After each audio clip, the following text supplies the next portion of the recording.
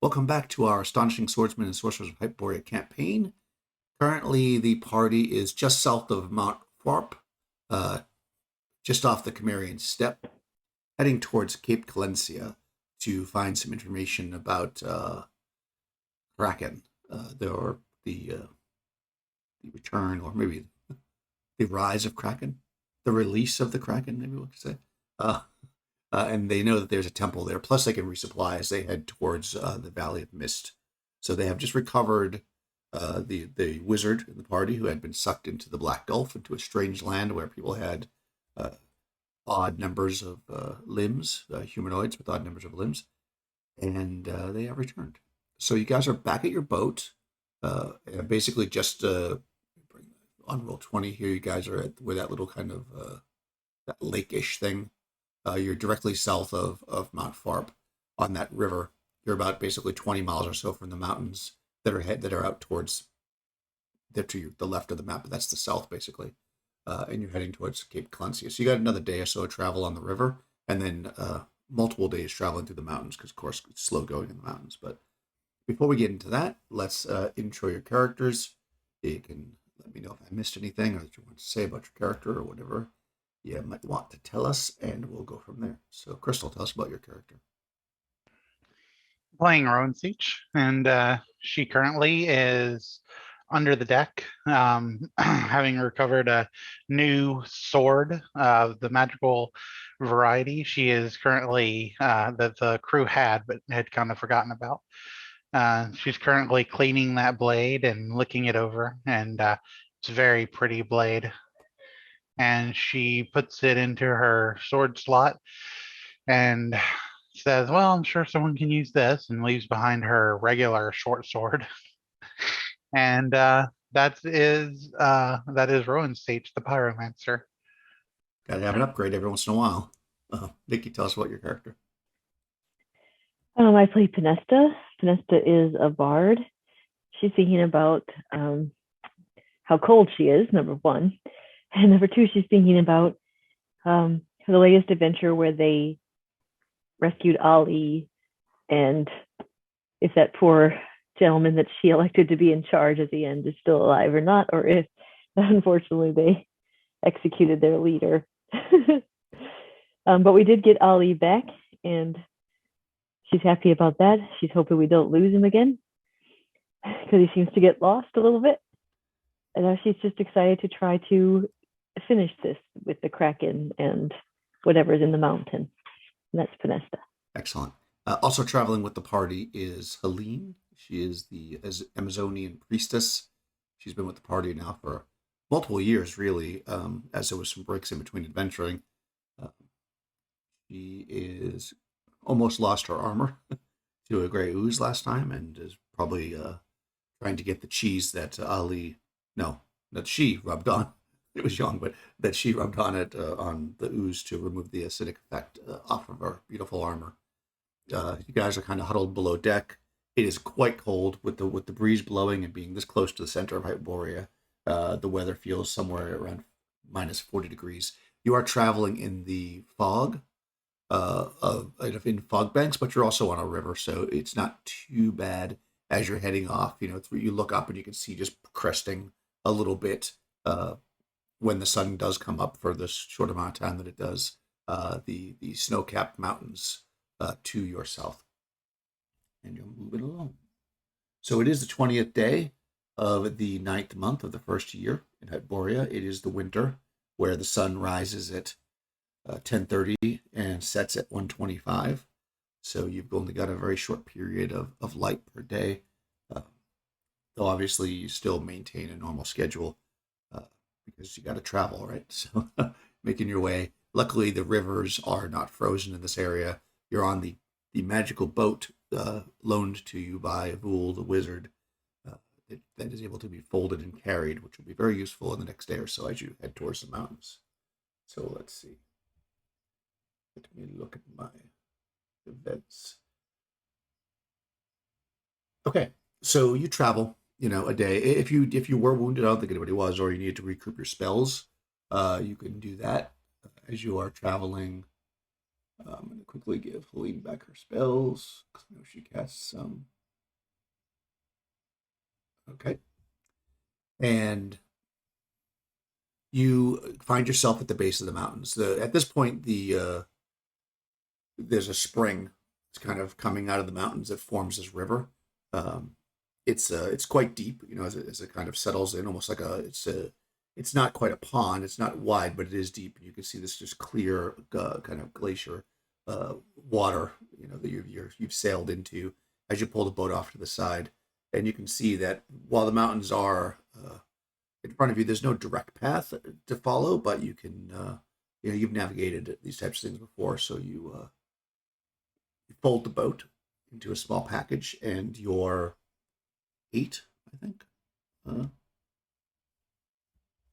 retainers were acting as partially crew as well, load up their gear, and begin the hike. Let me just check this. I think you have 8, right? You have 8 or 10.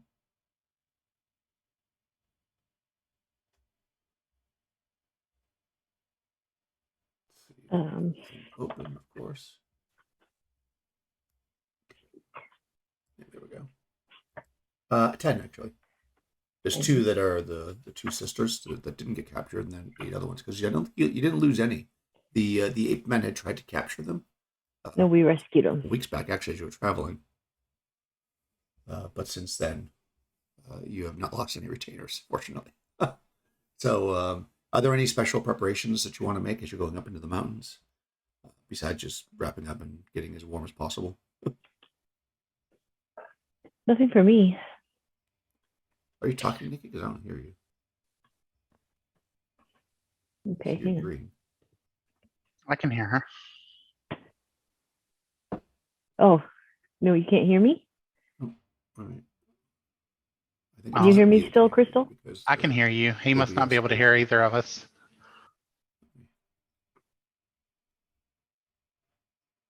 Oh. Crystal line. There you go. I can hear you now, Nikki. Sorry. Okay, Were yeah. you saying something? I was saying I didn't need any preparations. I guess I was saying something, but Crystal said she could hear me, so I'm not sure what happened. Yeah, I think my headphones just Oh, petered out, okay. because I could actually see that in the recording that your audio was going. So Okay, good. yeah.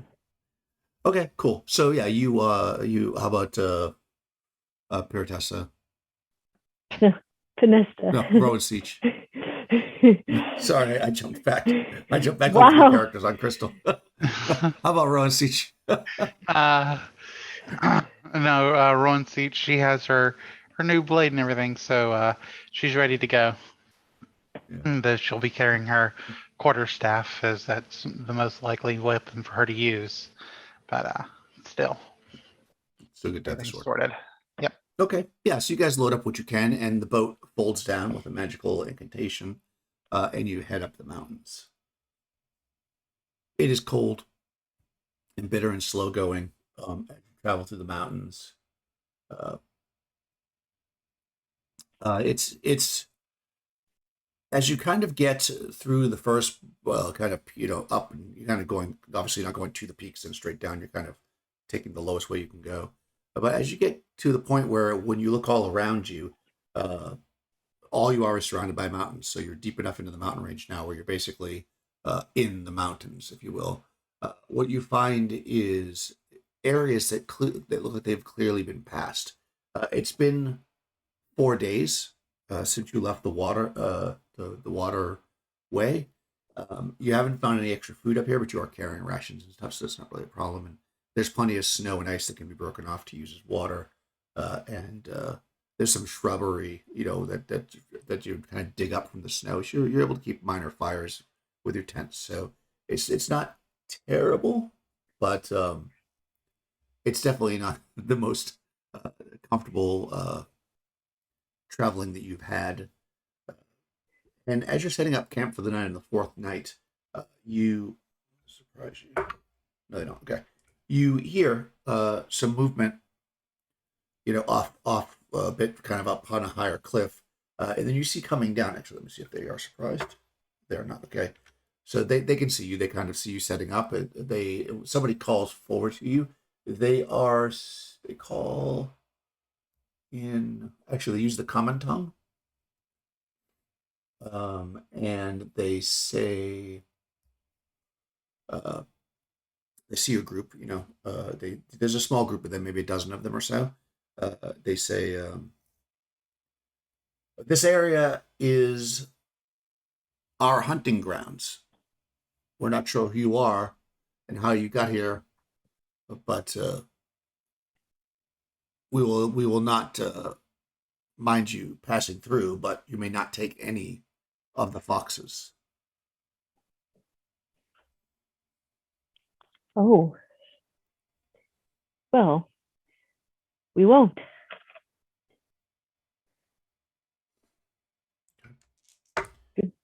Do the foxes? They look like regular foxes. They're not some weird foxes that if I won't realize it and kill it on accident. He kind of, He asked him. yeah, it's dark, but you can still see he's probably making a face like, and he says, "We are the hunters. We sell our pelts to the city. To the village of Silencia, to the merchants there. The foxes we hunt are foxes. We don't use twisted words. No." Well, I'm glad because sometimes people do. But no, I look at Rowan Seach and everyone else and I say, I don't think that'll be a problem. Okay. So he says, if it is okay with you, we will share your camp. We bring wood and also meat. Oh, again, I'll just make sure with Rowan Seach and kind of say, I think that'll be okay. Rowan Seach will nod. Okay. Okay. So you see, he puts his hand. He turns around and says something soft as you can't really quite pick it up, and then they start heading down. You can clearly see them as they're coming down. They're kind of on the shorter, stockier side. They look like they're probably half-blood Picts. They are dressed in furs, obviously. One of them in the middle, it has, or I guess there's two of them. They've got like a stick between them. And they've got a bunch of fox pelts hanging off them. The others all have packs. They all have bows in their hands, short bows, and with them are also some dogs. So all in all, there's 14 of these men, plus another 11 dogs as they come into the camp. The one who called down to you, clearly blood pick. He approaches and he says, "I am Dar." And he says, "We hunt these mountains for the fox. I haven't seen another person in months up here." Anyways. Hello, Dar. I am Pinesta. And this is Rowan Seach and Helene. Oh. And we are looking to go to Calencia. Have you heard tales of trouble on the water? On the water? No, I've heard no trouble on the water. Though I will say that the last time we went to Calencia, some 2 months ago, before we headed up here to this section, only about 1/3 of the pelts were sold that we had dropped off the last time.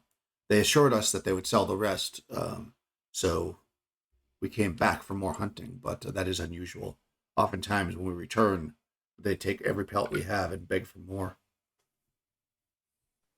Oh, well, we have heard tales of trouble on the water and ships not getting through. It's possible the trade routes have been disrupted by these, whatever's happening. Oh, this makes sense. Also, the Apemen. Have you had issues with the Apemen? They have been quite active. Yes, we have. Nods. Well, This is what Calencia is. Oh, sorry. I was going to say safety in numbers. I'm glad you found our fire. Yes, as I say, we travel these mountains. We go out for 6 months at a time, and hunt the fox and come back. It's been fairly slim pickings, but the early years are always tough. But we must do what we must do. And they have one of his, he calls over one of his men. They pull out this wood that is, it's like shorter and stumpier, and it's very, very black. And he adds it, he lights the fire, and you notice that it burns like tremendously brighter than the wood, and hotter too than the wood that you generally been able to pull up. Rowan Stage will find that interesting and will say, what type of wood do you use? Oh, this is the hardwood pulled from the forest by Valencia. It is then treated to become charcoal. Oh, interesting. That's very good burning wood. Perhaps I could offer you a trade. He raises his eyebrows. Well, we're always open to trade, but the wood supply keeps us alive in this weather. And while you guys are having this conversation, his men are like setting up tents and stuff.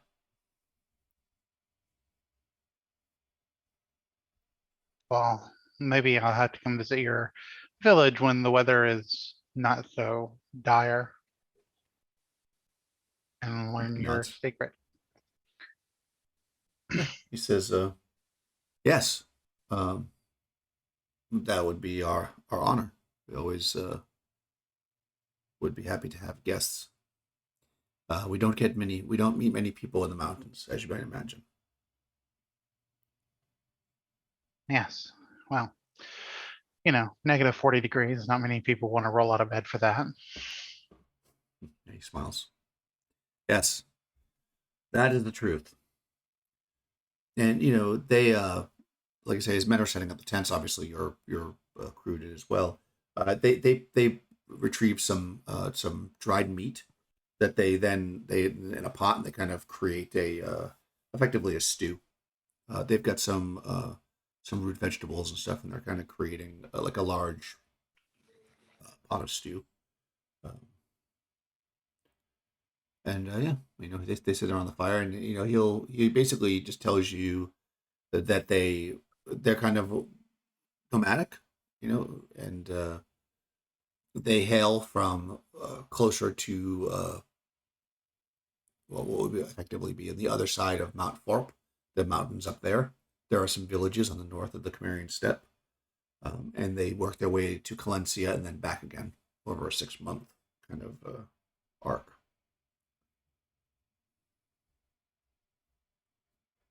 So if you had anything else you wanted to ask them, they would be. Sorry.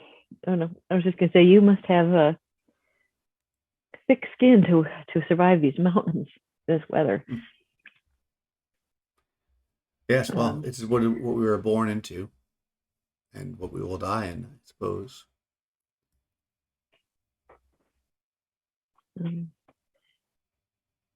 Yeah, so if you're on Roll20, like the maps, like he kind of where he describes they're from is like somewhere over. See if I can make a little thing like around here, this little village here.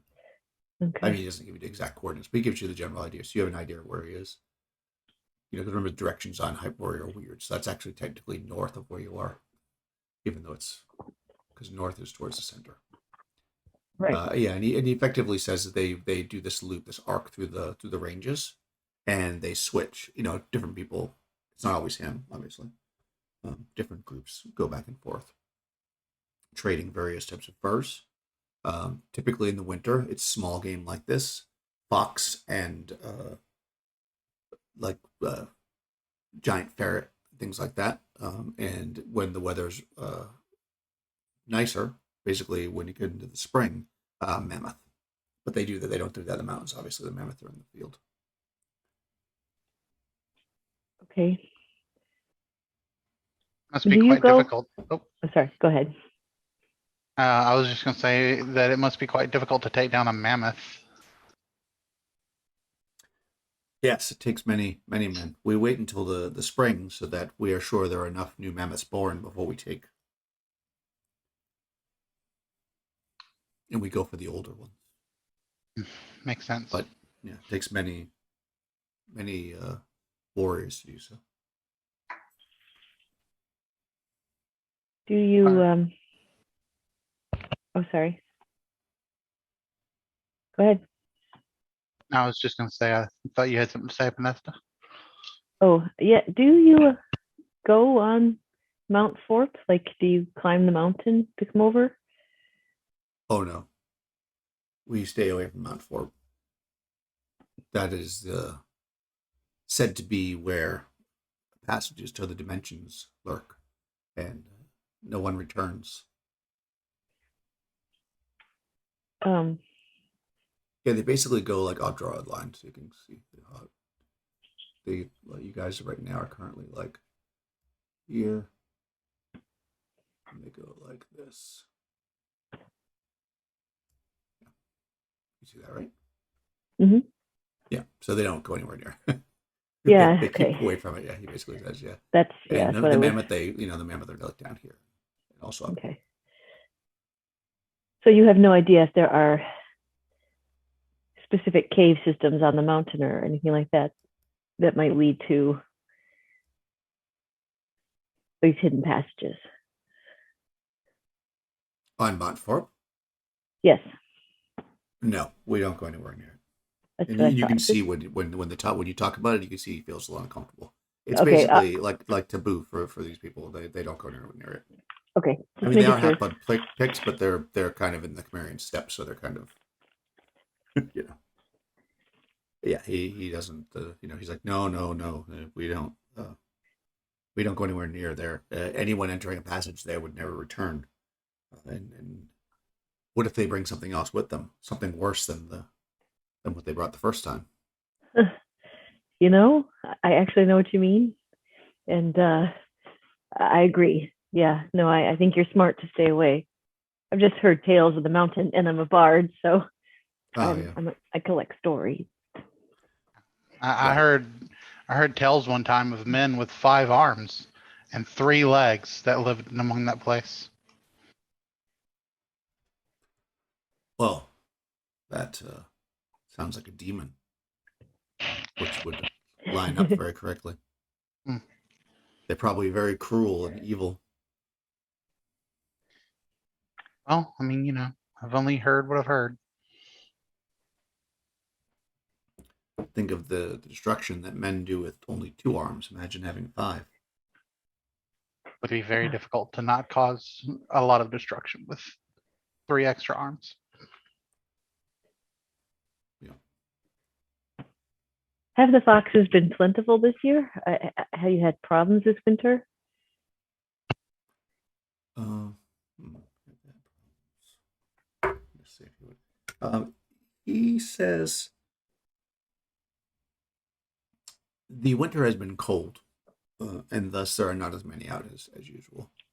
But those that we have caught have been beautiful, and he kind of like, does this thing. You can see the furs hanging there, and there are beautiful fox furs. And actually, you've probably seen fox before in your life. These furs are actually kind of big. I mean, they're not like huge, but they're big for fox furs.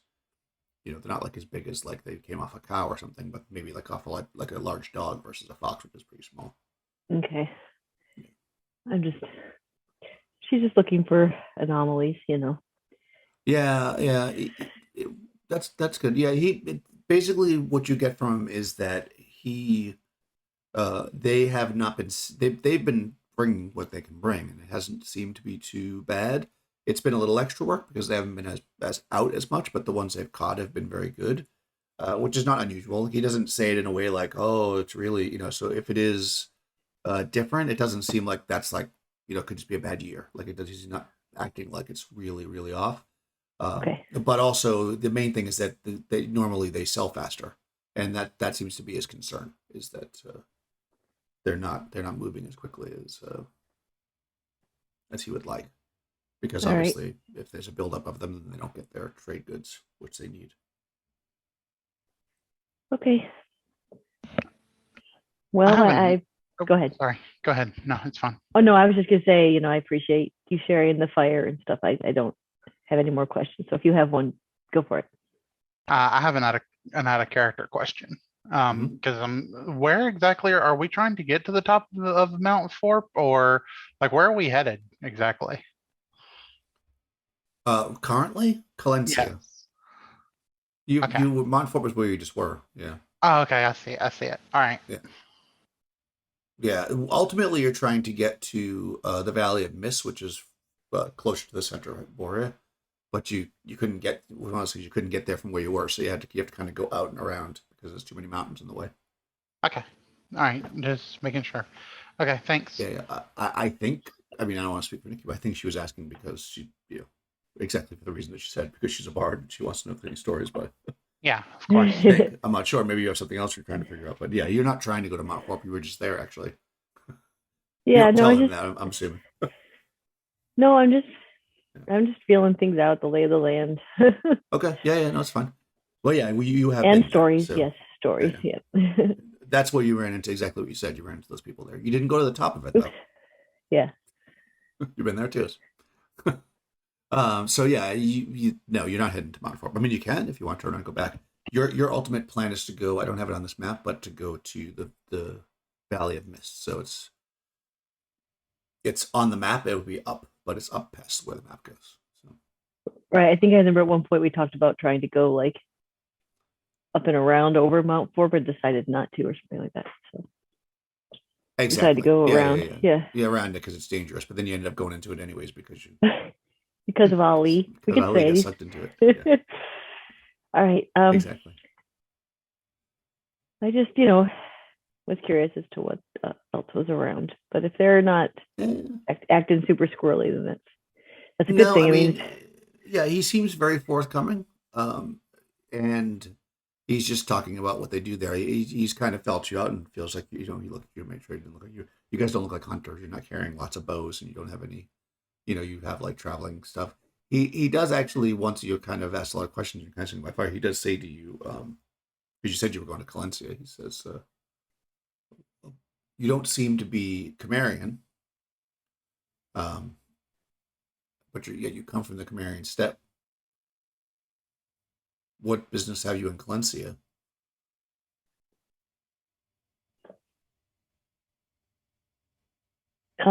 I hail from Khromarium, the city, the big city, and I have been to Calencia in the past.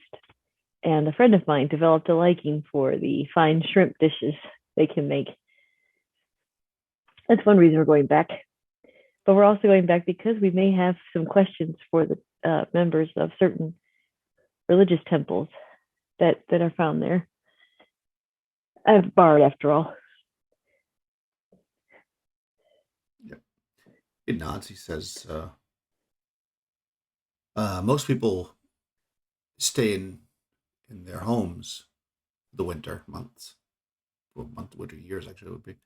Uh, Well, but I have heard that those from the big city are always in a rush. So perhaps you this is travel during dangerous times." this is very true. I have things that need doing, and it can't always wait until the better weather, unfortunately. He nods. Plus, He what's says, life without "Well, a little adventure?" And she smiles at him. yeah."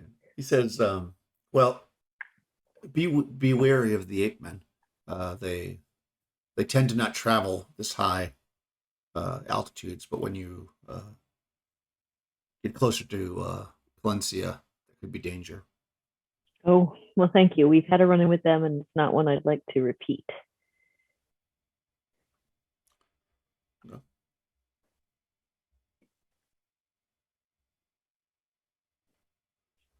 Anything else? No, like I said, I was just kind of trying to I'm trying to figure out just how far Karakin's reach, because obviously the Gotcha. sea month has permeated. It looks like it's not too bad yet, so we still have time. I tell Rowan Teach. Looks like we might still have some time. If right now it's only affecting the sea. Yeah, it doesn't seem like, I mean, with your questions that you asked, it doesn't seem like that he, and his band of, hunters have really had much experience with it. Um, Good. So it doesn't That's seem a good like, thing. except for the fact that the Apemen are being more aggressive, but that's not necessarily connected. Right. Not So, necessarily. Nope. I mean, sure, anything could be connected, but it's not necessarily connected. No, The no, I know. Apemen don't traditionally, don't traditionally worship Kraken. Kraken. So, Am I, as I am I, quickly check over to make sure about the religion. am I not stuff. remembering right? Or is it a Cthulhu temple in Calencia? I thought it was, is it Kraken or Cthulhu? No, it is Kraken. Yeah. Okay, that's why I just, okay. I was like, wait, did I say it wrong? Okay. No, you are 100% right. You are heading there because you know the Kraken Temple is there, and also because it's basically the last port city before you get to the Before we, yeah. before you enter into basically an area where it wouldn't be very safe to travel, like orcas and stuff like that. All right, yeah. So I mean, he eventually rolls over and is sleeping first, whatever, and you guys sleep. They are up really. I mean, the hunters, right? So they wake up pretty early. If you're still sleeping, they kind of bid you farewell, and then move on. By the time you guys run back, they're incredibly efficient at it. That's what they do. So it's surprising how quickly like the tents and stuff are put down. He does leave a little of that charcoal burning for you also, so it stays relatively warm up until you're getting ready to leave. Okay. And you could see where they came from. I mean, there is a path heading in your direction that might seem easier travel. But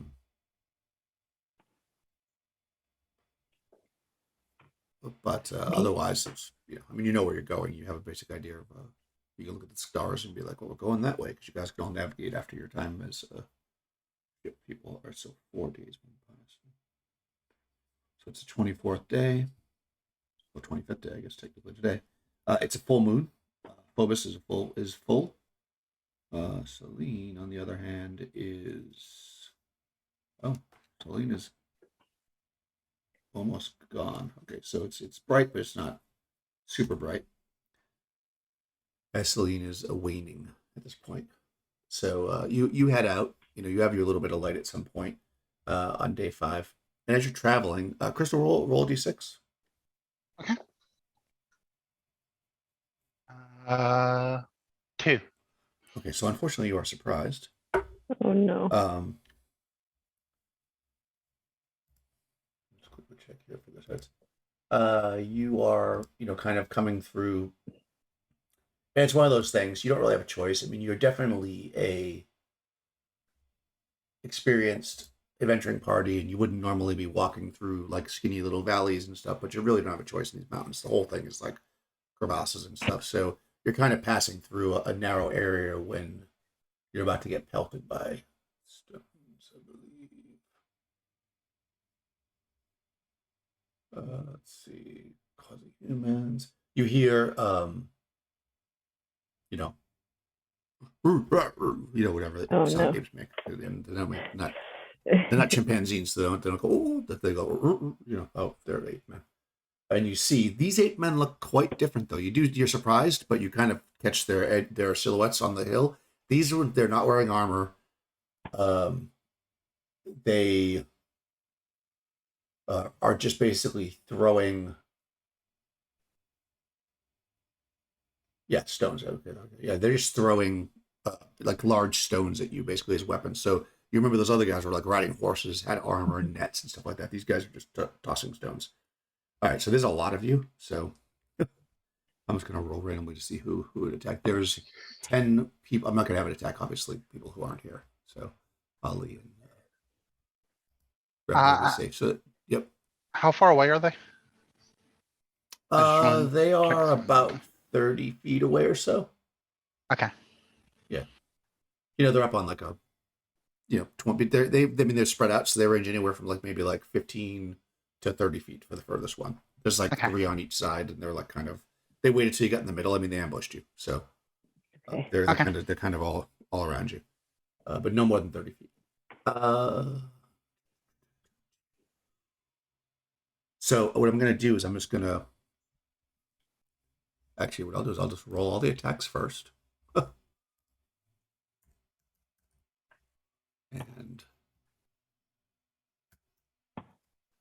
throw one stone. Yep. Okay. Anything that seems reasonable. Okay, like the 19 will probably hit something. I'm just gonna roll to see who it hits. So we're gonna call you guys 1 and 2, Rowan, Siege, and then Podesta, and then you have 10. Actually, and then Helene is 3, and then the rest of the retainers.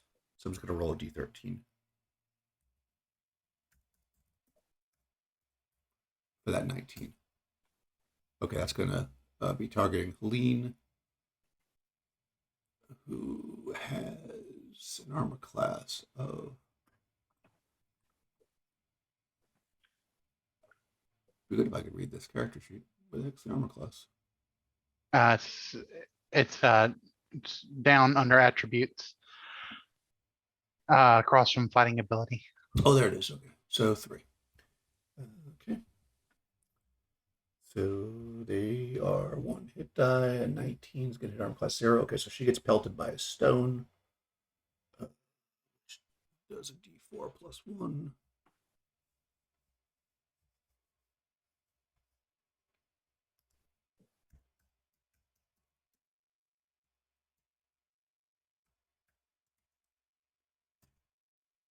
Points. She has damage reduction of 1, so takes 1 point of damage.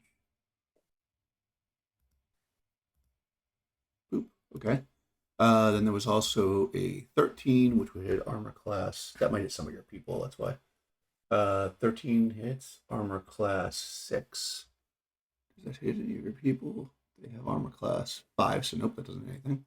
And an 18 is going to hit armor class 1, so that could hit people, so let's roll for that one.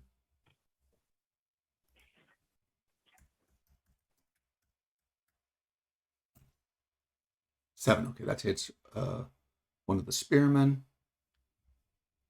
And d4 plus 1.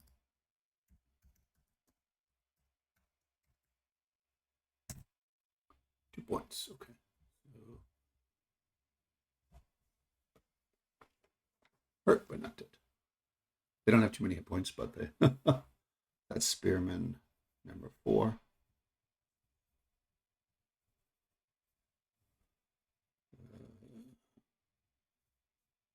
Okay, yeah. So rocks come pelting down, and you see above you on the cliff, anywhere from 15 to 30 feet away. They're spread out a bit around you. These Apemen, and you see them reaching for more stones, looking to pelt you with them. So yeah, what would you like to do, Ron Siege? Hell. Okay, how about Podesta? Missile. Missile. Okay. God. You know what? Helene's going to hold her action to see if they come down, because she only has a melee weapon.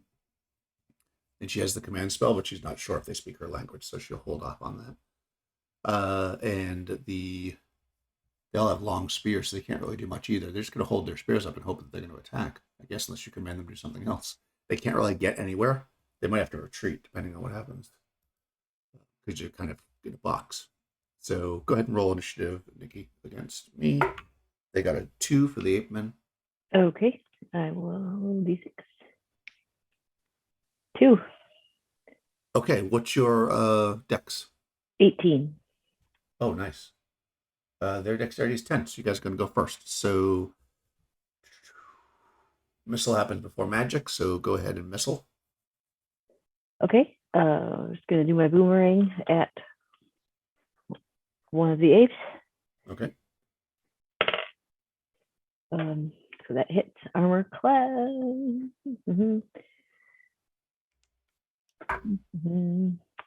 3. Oh yeah, it's no problem. Okay, 4 points. Not much, but hey. Oh wow, okay. Boom, yeah. And knocks him back, and like you can actually see, he staggers back a little bit. It definitely hurt him, but it didn't kill him. And then the spell happens, Rowan Siege. Rowan Siege, right before she casts her spell, says to the men, keep going, we'll hold them off. And wants them to just keep moving past them. And she waves her hands in the air and casts smoke cloud on the cavemen. She wants to create a long wall of smoke to blind them for a minute. Cool. Okay, fair enough. All right, yeah. So of course, with that, the second phase, they'll all start moving. Let's see, and Helene will lead them out. Smoke cloud. Let me just check how this works. Very nice. And if they're in the smoke cloud, when they toss boulders, they'll be at a -4 to hit. Okay. Does cause smoke occupying area 20 by 20. Okay. So do you want to put it like above you, like a roof, so they can't see you? That's a plan, or like around them. If I can, I mean, you said they're like 30 or 40 feet away. So The if I furthest, could, so basically, if you imagine they're like you got you're here in the middle, right? And then there's like a couple here, and there's like a couple here, like they're around you, okay. but they're above you Okay. though. Yeah, They're I'll put above you it, though, so based on the size of it, you probably could capture all of them if you only make it like 10 foot thick. I'll just put it above us, like a roof above us. That Okay. sounds good. Okay. And Any movement? yeah, Oh, small cough. Okay. Yeah, it looks like you can range of 60 feet, so you can put it above your head. Obstructs vision.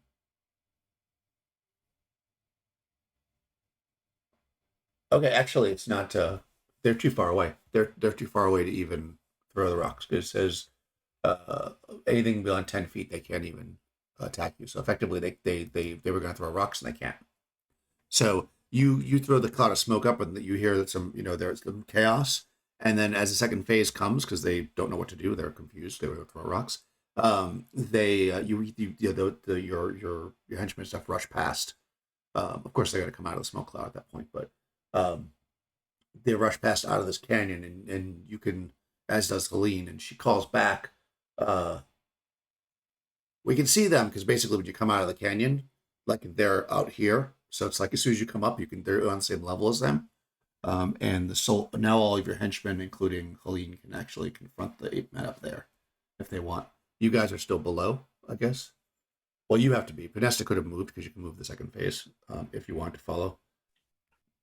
But either way, currently the situation is there's a cloud of smoke kind of right over the heads of Podesta and Roadseach. Forward about 30 or so feet, all the men, the spearmen and Helene. So they came out and they're now almost level with the Apemen, up on the same level. It looks like the Apemen are going to probably just like charge at them because they're now at the same level at them. So what would you like to do, Roadseach? um,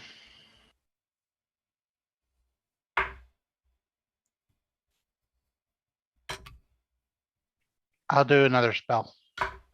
Okay. Podesta? They're probably going to be closing in till melee. Up top they are, yeah. Your spammen are gonna charge forward and melee them. That's their plan, anyways. Yeah. Okay, I'd like to You could melee do as the well, actually. Yeah. Yeah, you can run up there. Yep. You'll probably have to go second phase because That's fine. I'll put the boomerang away, pull the sword as I'm running. So, kinda. Okay, perfect. Yep, that'll work. And Helene's up there, so she'll do a melee. So go ahead and roll initiative, Nikki. The Apeman got a 5. 5. All right, now we'll do it here and roll 20. Not a D8. Okay, sorry. 3. 3, okay. So they're gonna go first, but actually it pays off that they're not very smart because they're charging at your spearmen who all have long spears. So they're basically charging into a spear attack.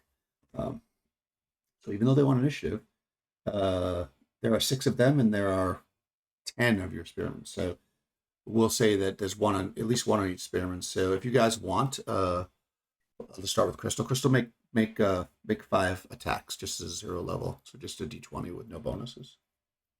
Okay. See how many of these Apemen get stabbed. You'll only need a nice. 12 to hit them.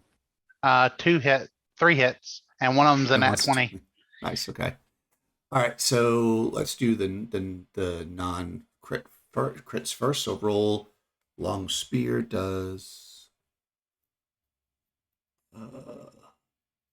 They didn't set it against the charge because they were going to charge forward, but they so they won't get any bonuses, but they get to go first just as the length of it.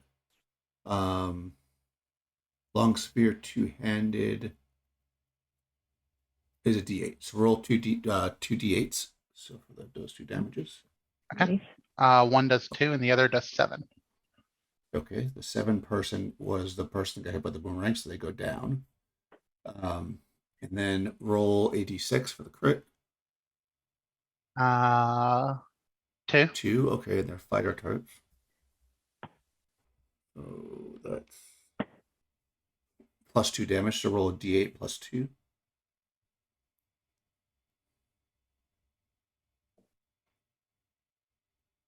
4. Okay. All right, doesn't kill him, but still good. Okay, so now Nikki, give me a 5 D20s as well. Okay. Your 5 spearmen. Alrighty. Oh, Oh, my no, spearmen natural are one. not as good. It's funny. She got a natural 20 and a third, and I got a natural 1. Nice. Okay. All right. So give me a D8 for the first spear fighter. Oh wow, that actually kills that Apemen. And then give me one for the other hit. Another D8. Yep, 6. Okay, that also kills. they get the weaker. Cool. Okay, so now we'll figure out the roll a D12 to see what happens with this crit fail. Hopefully they don't like hit an ally or anything. 6. They probably won't. I mean, they're a fighter, so that's just a bad mess. Okay, so yeah, they stumble with the spear and are unable to. Okay, so now any living ape men are going to get to go against those people. So the first one's going against our spear person because they want initiative. Okay, so there's only 3 ape men alive. Someone's going to roll 3d20.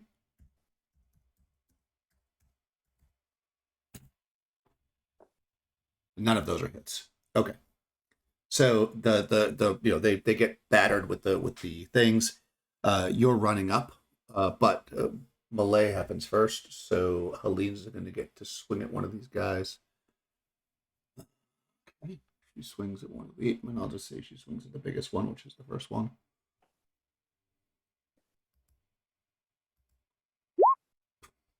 Kills them.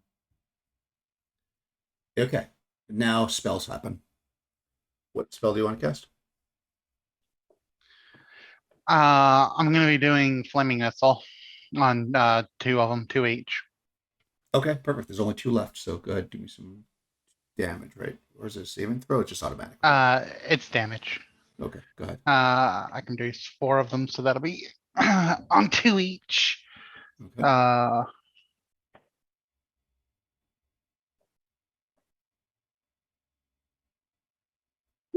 7 damage on one and 7 damage on the other. Nice. That kills the remaining 2. Okay, Vanessa, you charge up with your sword and you see two of the 2 remaining ape men get blasted by, shoots past you, pour flaming missiles and take out these 2. So now there's 6 dead ape men here. They are not wearing clothing. They don't have any kind of weapons. They just look like basically Basic ape men. Naked. Basically, they look like ape men. Okay. I look around, I turn back, I look at Rowan Sheets, and I'm just like, tip my, sword at her, like, good job. I'm actually glad that I didn't have to do that. And I'll congratulate the spearmen as well, since they did pretty well. They did a pretty good job. So, yeah, one of the spearmen is hurt. I'll make a note of that.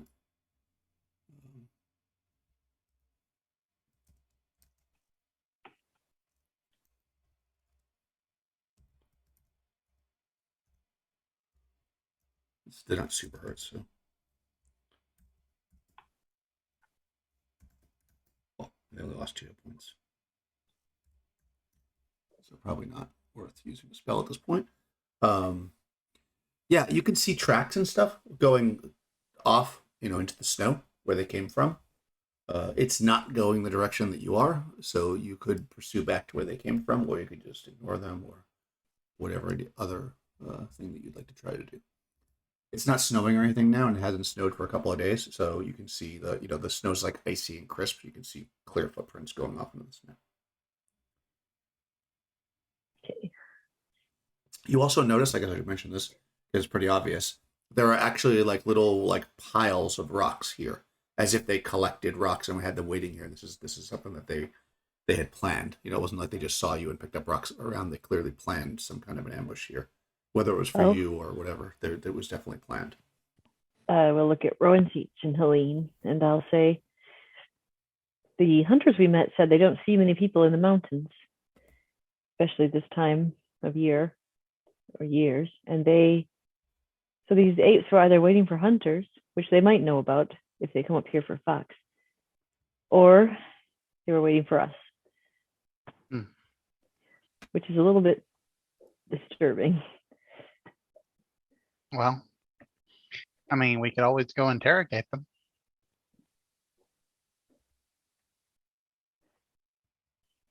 We could. Which way were the tracks leading, Daniel? I'm sorry. Like if you're looking at if you consider Calencia to be straight ahead of you, they were heading towards the to the left. So basically the down the mountain range, kind of the opposite direction of the I'll draw a line. They were going this way. Okay. Yep. I say, do you think it'd be worth it? Or do you think we should get to Calencia quickly? I don't know how much we'd get out of Apemen, especially ones that appear to not be quite as sophisticated as the others that we met before, or encountered. It's not like we talked. Yeah. They're probably just waiting here for hunters. Probably nothing to worry about. We took them out. We've done the mountains a favor. We took them out. Let's just be hype. We'll really be on our guard now, and for more of these ambushes. Let's get to Calencia. I agree.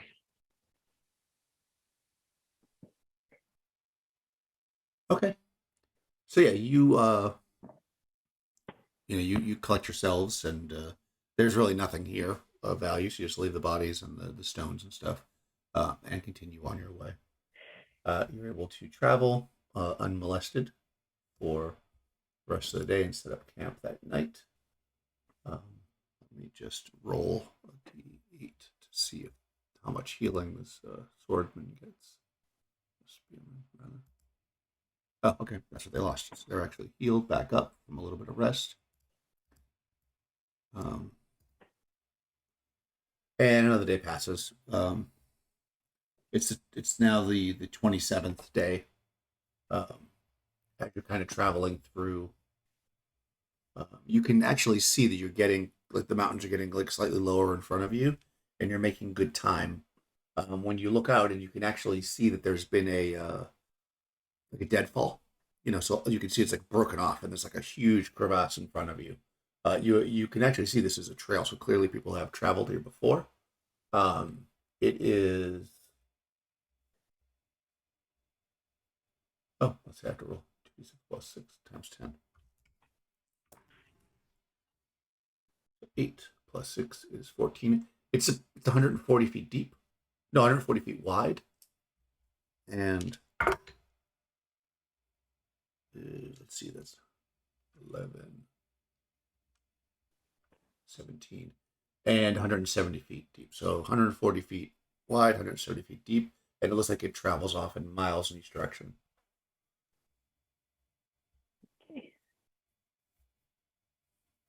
It does definitely look natural, and relatively, you didn't hear anything, but you would imagine within the last several days, maybe. Not like this morning, but definitely it's pretty new. Real quick, you said that we got to rest, right? So I get my spells back? Oh, yeah. It's been 2 days. Yep. Okay. It's now day 7. So I'm jumping forward quickly in time. As if nothing happens, I'm just kind of... Yeah, you're fine. So yeah, it's day 7. So you look at this thing, and you think that if you were to go around it, it would probably add a day to your journey. You certainly could try to climb down it or cross it by some other means if you'd like. We have a flying carpet. We do. You do have a flying carpet. We have a lot of people. It would take time. Not longer than it would take to go around it. Okay. Wait. There's a crevasse. Yep. 140 feet wide, 170 feet. Yep. miles wide. Before I say, yes, I'll ferry people over, I'll be like, I'll look at Rowan Seach and I'll say, sometimes you can see things. Do you have to know what you're looking for? Should we look and make sure there's nothing that lives in the crevasse or right around here that might try to shoot me out of the sky? Well, I suppose I could use my sorceress eye to look around down in the darkness. I mean, unless you think that's a silly idea, but I just, I'm being extra cautious here. Well, you might be paranoid, but you're alive, so Right. I'll do it. I will sit in the snow and cross my legs, close my eyes, and summon my sorceress eye. And I'll summon it sort of down into the crevasse a little bit, and I am going to turn the light on. Okay. Yeah, you do that. You drop the eye down and you start searching around. It's good for like a couple turns or whatever, right? So Yeah. yeah. So yeah, you kind of look around the general area. You can definitely see, like I said, this looks pretty new. A lot of you can see like pieces of ice that are still like broken and like sticking up and stuff. So it clearly was an area that had filled with ice and snow over the last year or so, that it's been super, super cold, and then something happened that just caused it to collapse. You don't see any footprints down here. You don't see any light sign of animals or anything like that. And nothing bothers the eye. You look around for the full time. You don't see anything that seems... Okay. 80 seconds is how long it lasts. Oh, 80 seconds. Okay. It's not particularly long, but you can definitely make your way across and do some general searching. Yeah. It definitely looks natural, or at the very least, it looks like the results of it are natural. Like if something collapsed it, like magically, it fell naturally, if that makes sense. Yeah. All right. So I'll let her know. Like I went down there, I had my light on, and nothing attacked the light. And creatures are usually that are adjusted to darkness are usually prone to attack light. So. Yep. All right. Helene doesn't mind going over first, and then I can take the spearmen, and then they can kind of be the advanced guard. Okay, sure. I mean, I know it's going to take time, but I just...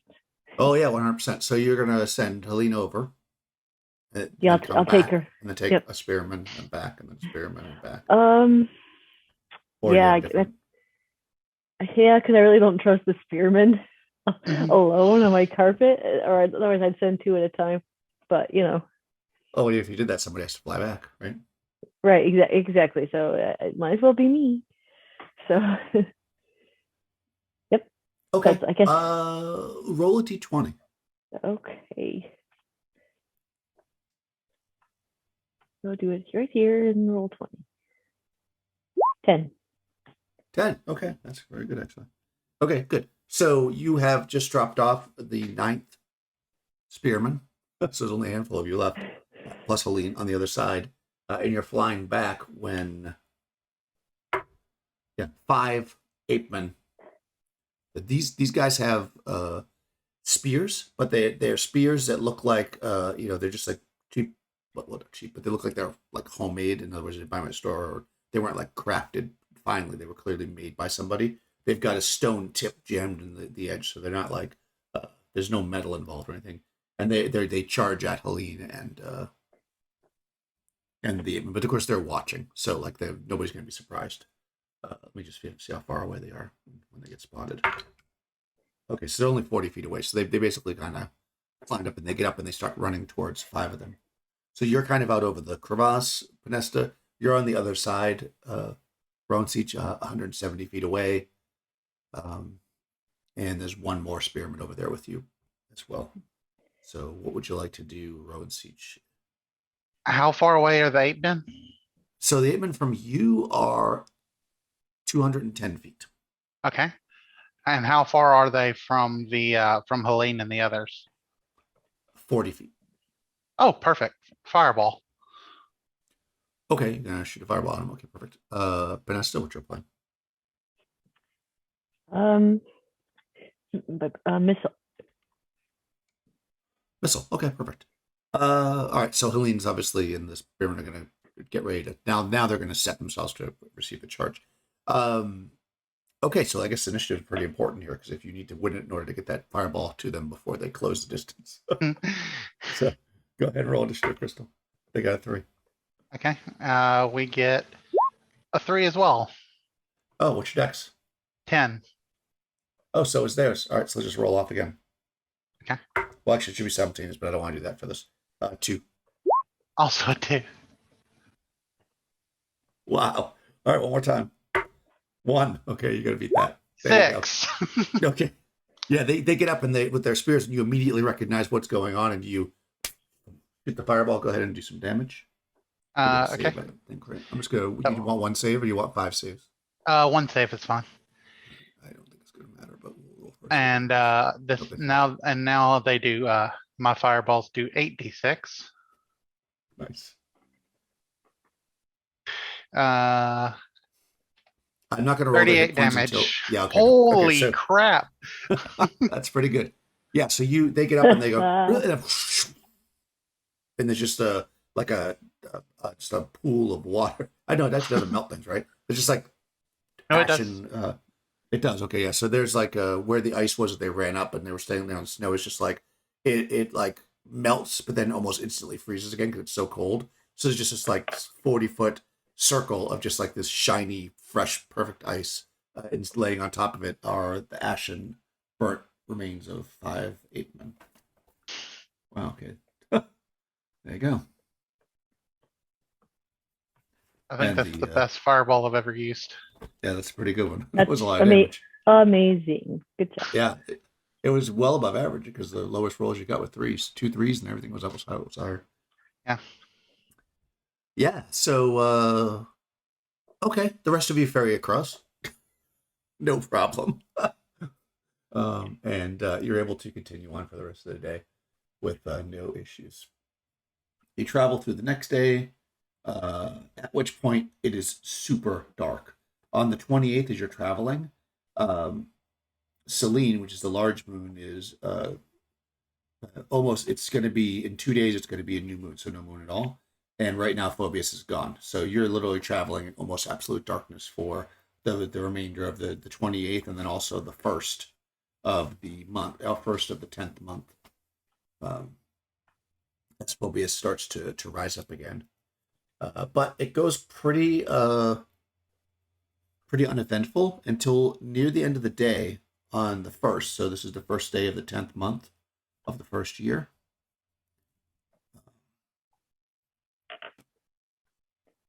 You see a group. You're actually traveling. It's at the end of the day. You're setting up your camp. You see a group of 6 relatively large men.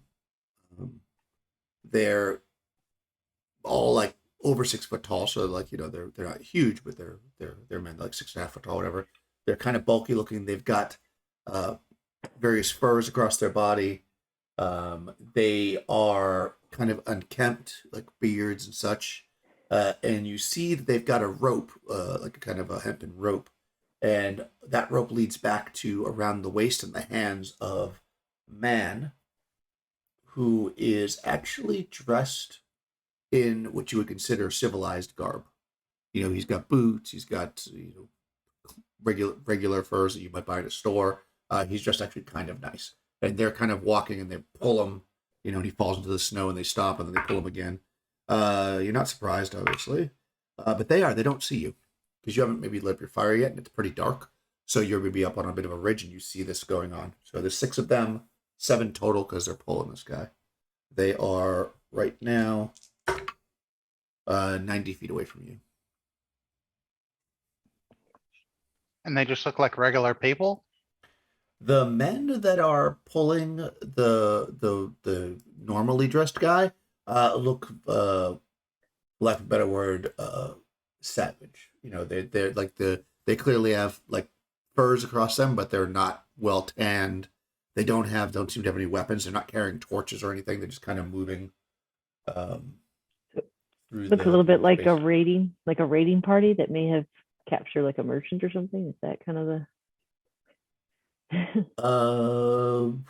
Yeah. I mean, clearly they have a captive. That's Okay.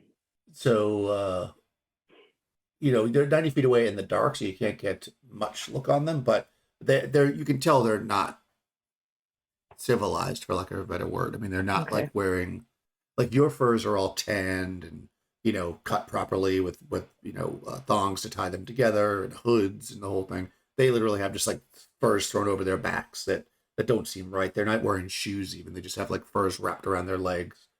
They look like they're very much, but they're not Apemen. They're very much bigger than that. And but yes, they definitely look like they have like a captive. For that's super clear. Okay. And they have not seen us. Nope, they do not see you. I'll look over at Rowan and see. I hate to say this, but should we let them like if they're not gonna find us? I mean, I'd feel badly if they took a prisoner with them. So would I. Okay. Uh, Well, Well- we could confuse them. I could maybe throw a smoke cloud over them or something before we attack. we could try and talk to. Well, we could try and talk to them. Maybe they'd accept something in trade for their prisoner or something. I don't know what, but I have my magic just in case that doesn't work out. yeah, that's a good idea. And I figure because I still have a couple those fireball necklaces just in case it doesn't work out as well. Okay. Gonna throw a fireball necklace at the prisoner. Yeah, not yet. What? Oh, I'm gonna cast invisibility on myself, and can I swiftly try to like walk down there? Sure. You don't have any kind of silent moving skill or anything, right? I don't believe so, but I will make sure before I say no. I do move silently, 8 and 12. Okay. I'll just roll that. That's a little bonus here. So the actual die rolls. Okay. Yeah. So you get down there and you actually see that the ground is pretty hard. You actually almost slip at first, because the ground is super hard and you're able to kind of walk in a way without crunching through the snow. Also, they're making quite a large amount of noise, so you can get up close-ish. How close do you want to get? I mean, they're moving, obviously, but they're not moving Right. really fast. They're not running. They're just. I want to get close enough to where if they're talking, I can hear what they're saying. If I can understand it. Okay. Do you want to like walk like with them, basically, or you want to get like ahead of them and wait till they get to you? Oh yeah, I want to move around in front. Okay, yeah, you do that. They aren't saying much, except for when the guy falls down. Once you hear him, the man that's pulling the rope. I'm assuming everybody else stood up on the ridge about 90 feet away, right? So up on the guy pulling the rope, he turns around and he says in kind of a very broken common, he says, he just says, "Get up."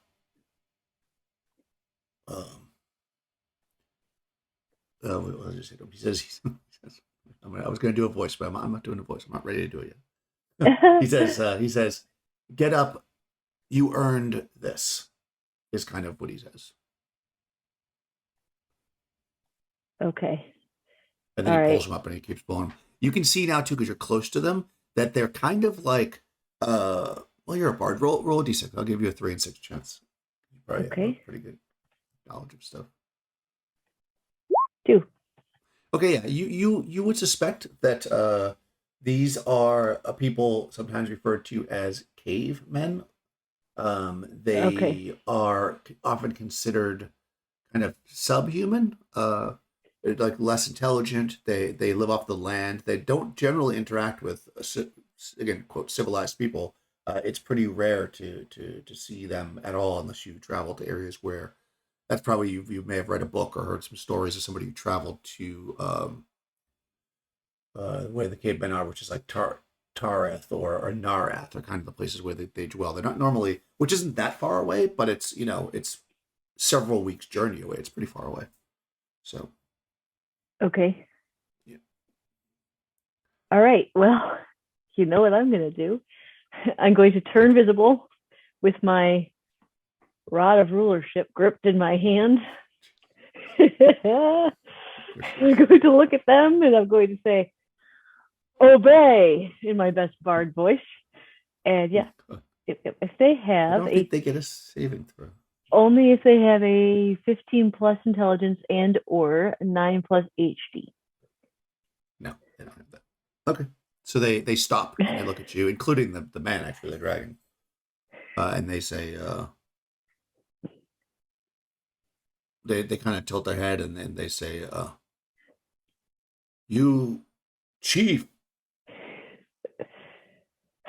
Yes, I am Chief Pemesta. And I'm sure there's much eye rolling happening up on the ridge. And okay, I gotta mark off charges here. Hang on. And I will keep it gripped as I say, what did this man do to deserve treatment or deserve this form of treatment? Oh, interesting. Okay. He says, he killed our woman. Oh. I look at the man, I'll mark off another chart. I say, is this true? He says, please, leader, give me mercy. I did not mean to. She was, I thought she was a wild beast in the woods, and I killed her while hunting.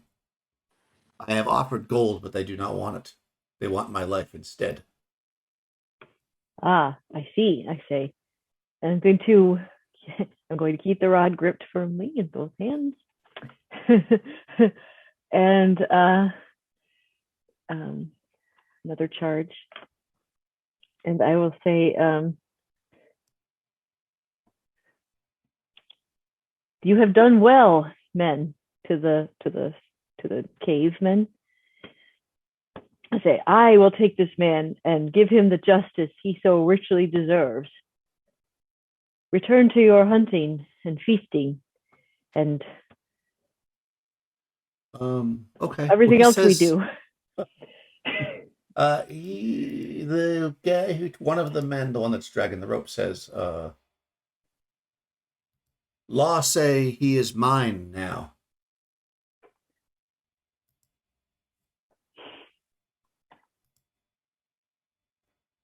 Am I not the chief?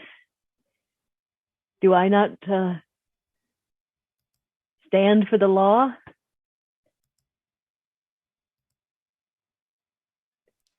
That is a good question. The item, they just see you as the ruler, right? It's not like a charmed person, right? No, right, exactly. Yeah, no. So he says,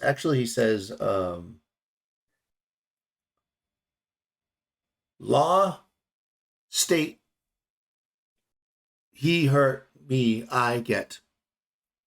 You give me something in return. Was my woman. And Okay. the other ones you hear some murmuring, like they're kind of in agreement. Okay. And he already tried gold. Yeah, he said that they wouldn't take gold. Okay. Yes, that is fair. You know the laws well, I say.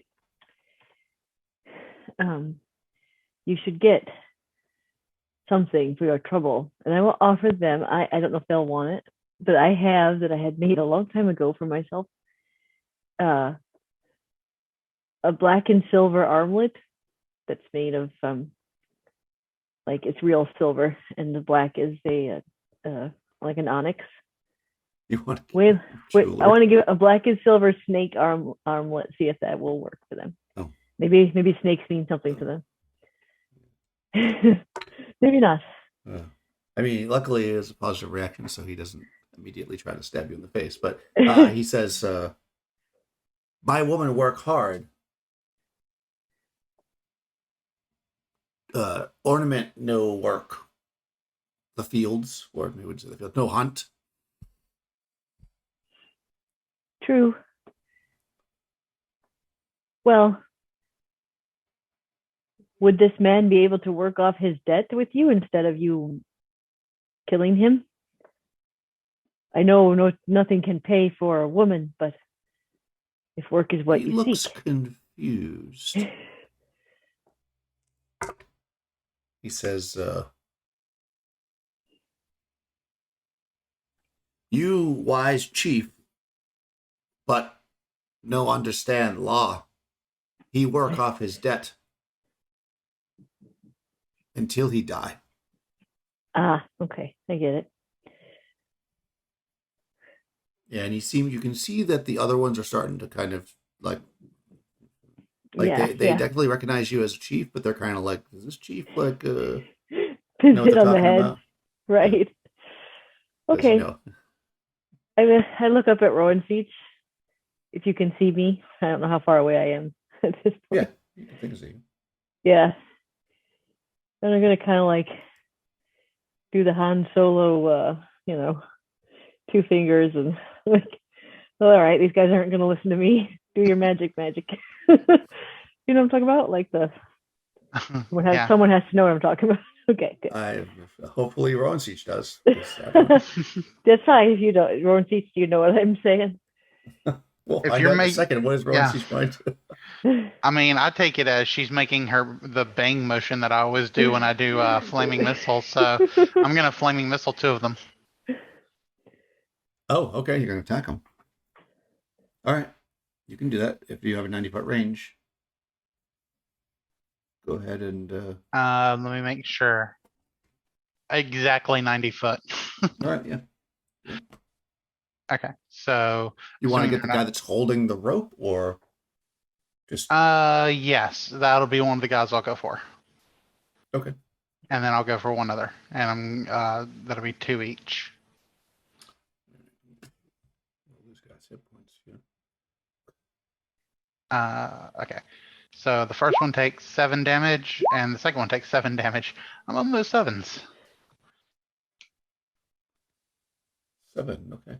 No, you have right of rulership, not right of rulership. It's so crazy that all this. Plus, okay. Obey the will as though we were an unquestionable warlord. Actually, it does say you'll be obeyed without question. So, looking at the actual item here, it seems like they probably would have actually done it. You can see they're not happy about it. So sorry, because I don't want to make you retcon what you just did. But that's good because I'm reading the item now. It's not a charmed person, but it does say that those vulnerable will obey the wielder as though they were unquestioned overlord, and his loyal vassal, his issued command will be obeyed without question. So it's more like he grumbles a little bit that you're doing it, but he still will give you the man. The guy, in exchange okay. for the. I'll give him the armband still. Yeah, it's worth. Yeah, no, he'll take the armband. Yeah, but he'll. Yeah. Yeah, but he still grumbles about it. All right, and I will. Yeah, that's actually good because I didn't really want to kill them. No, yeah, it's good to know how the item works. Sorry, I just want to check it again. It's been a while. Yeah. Well, it wasn't necessary in the other case because it made sense. And I just had the first part written down about the mechanics it's of it. Pretty so, powerful. Yeah. Okay. Yes. Wow. Okay. Yeah. Yes. That's why I didn't want to give it away, Breakhild. All right. Yeah. So I kind of take the guy and I'm holding the rod tightly in 2 hands, and then I kind of like go now and be at peace as I'm kind of stepping on the rope so the guy can't immediately bolt once I put the rod away. Yeah, no. Sure. They I mean, as peaceful as cavemen ever are, be at peace to whatever that means to you. Yep. Yeah. The one guy grumbles a little bit, saying that it's not fair, but that they have to obey the warlord, and they walk off. Okay. How long do you want to wait? I'll wait a couple more turns. I'll knock off 2 more. Okay, so you can wait till they get a decent amount away. Okay. Yeah, so that I can. Basically, they're not happy, so they kind of just bolt. And the other guy is under the command too, because he's not 9 hit dice, so he's not going anywhere. Then I'm going to put the rod away if once they're gone. I've marked off like at least 6 charges for that whole incident, and then Okay. then I'll get the rope they had that kind of holding him and say, "Come on, I'll take you to my friend, and we'll see what should be done with you." He kind of blinks a little bit and he says, "Whoa, thank you. I don't know.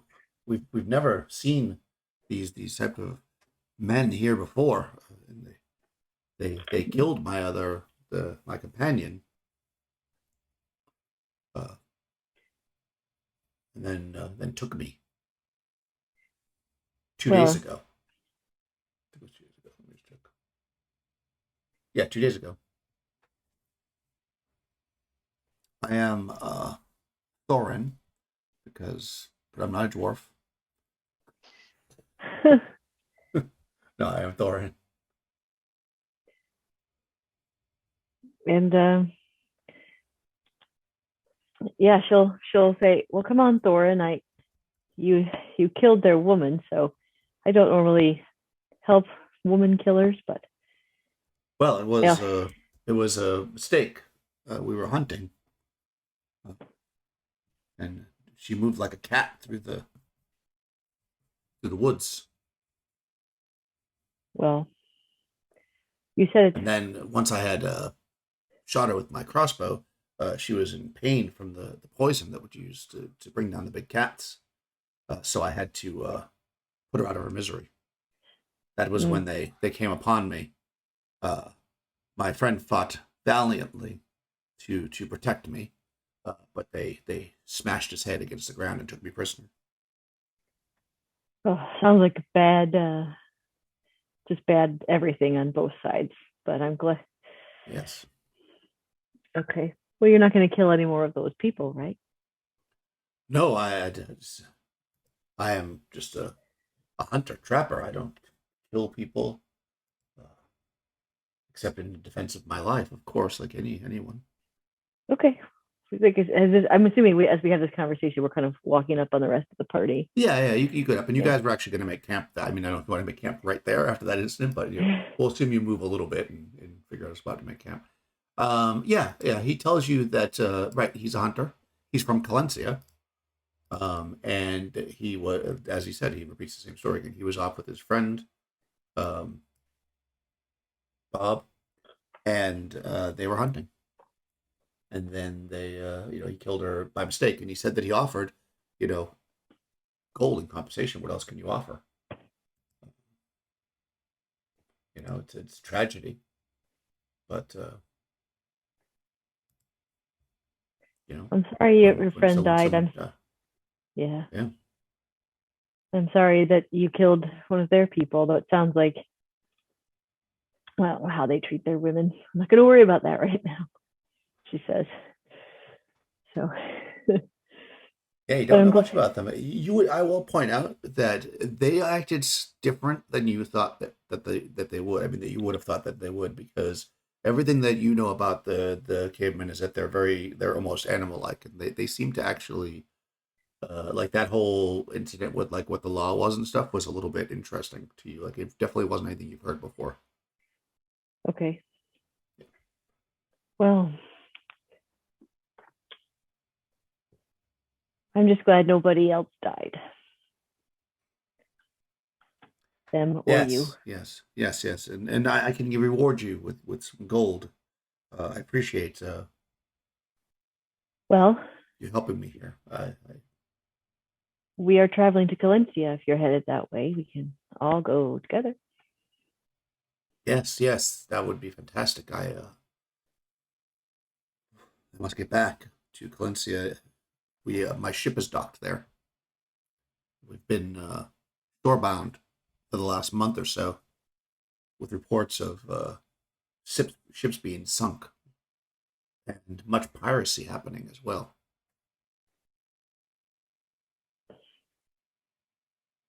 Yes. Piracy and sea serpents. Have you heard this story? Yes, that's what I heard. Sea serpents. though some have reported that they believe that they are just simply pirates because those who have made it back alive often report of piracy. Oh, I see. That's interesting. So people we don't have made usually- it. So people have made it back. Some have returned, yes, in half burnt down ships or via magical means. I look over at Rowan's seat. I'm like, pirates. That's interesting, considering what we assumed. For sure.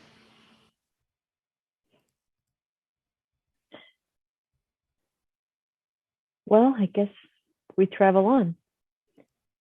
Okay, yeah. So you camp for the night. If you want to get any more information from him, then we could do that. But essentially, he tells you that he's a trader, hunter trader.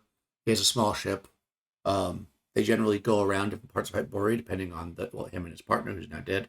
Depending on, with various crew, they pick up crew wherever they go, and they kind of drop crew off. They're not a permanent crew, and they do hunting expeditions and then bring back whatever they can. He had heard that there was some large cats, mountain lions, in this area, but he has not encountered any, unfortunately. Yeah, I don't get a weird vibe off this guy, so he can travel with us and whatever. Runsage is going to pull Panessa to the side and say, that was a very interesting tool you used earlier. You've never used that on me, have you? I laugh and I'm like, never. Okay. I've only ever used it like 4 times. And the first time was when we were trying to save Ali. Right, and you did in fact use that. Well, that's true, but yeah. Yeah. But it's like Men in Black, right? You ever flashy thing me? So no, nope, absolutely not. I mean, not on purpose. Anyway. One day I'm going to make my save and I'm going to be like, oh! Yeah. What are you doing? I smile and say, I would never do that to a friend on purpose, I promise. It would only be in defense of your own life if I absolutely had to. It just seemed like the right situation since we didn't actually know what was happening. Oh, I agree. And it seems to be a useful tool. Just be careful with it. Oh yes, I smile. I will. Okay, so all right, let's see if you encounter. So you come down out of the mountains, and you're traveling Clencia. Let's see if you encounter anything on the last day of travel. Roll a d6 for me, Crystal. Okay. 6. Okay, no, it's pretty peaceful. He knows the way. I mean, pretty clearly, he knows some of the paths. You pass through, and you probably remember this from the last time at Clencia. When you're a few miles out, there's like these what are effectively totem poles stuck in the ground. They're spaced out.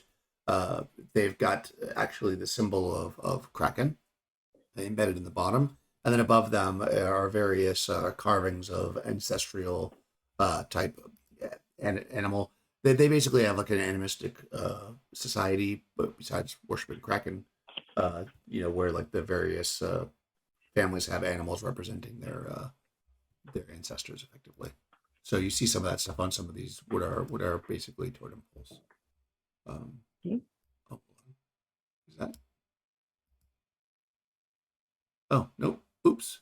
Apparently I put the wrong map in. So I don't have a map of Calencia, but you remember what it looks like. I hope 2 years ago. It's basically a bay. When you come in from the... Actually, let me do this. I'll just share my screen. Give you a refresher of what it looks like. I put the map of Brigand's Bay in there by mistake. Let's see. Share my screen here. Of course, unfortunately, people watching will be able to see it. But buy this module and you'll know what it looks like. All right, boom. All right, so you can see my mouse and everything, right? You can see these little what are marked statues. Those are your totem poles. So effectively, he's going to bring you in where these stairs are, which is how you get back into the village. Okay. And there's like a little area here where everybody gets ready to go hunting and such. But the main village is out here on the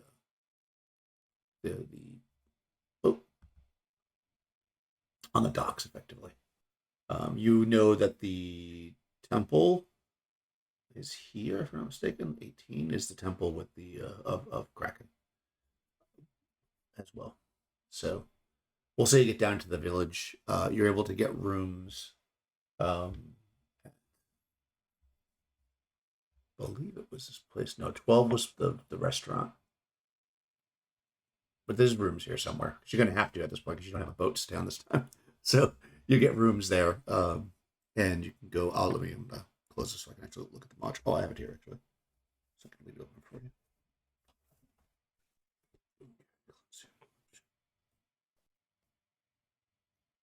They didn't He has a allow us boat. to carry weapons around, did they? Vul said it was a bad idea to walk around with weapons. I don't think they stopped you per se. Let me just quickly check that. But they don't love when people are walking around fully armed. I mean, you're coming out of the wilderness. You don't really have much choice. Although you can form your boat, I guess, and put everything on your boat if you want. Yeah. Sounds like a good idea. Okay, so it's hemmed by limestone cliffs, elevation 100 to 125 feet. There's the totem poles, which I just mentioned to you. Let's see. So number 20, that's what I want to check. That's the hunting area there. That is where I think they store their weapons, if I'm not mistaken. But yeah, they're not going to give you a super hard time, but they'll definitely give you a side eye if you walk around with fully armed. So you might want to like stash them. Could we buy a checker? Oh wait, well we'll have our boat, so we can just store them on our boat. Yeah, you can actually just go down to the water and unfold your boat and put everything Yep. on there if you want. Yeah. So you don't. While we're walking through town, one thing I forgot. Can I buy do they have any light crossbows I could buy? Ooh. Let me see.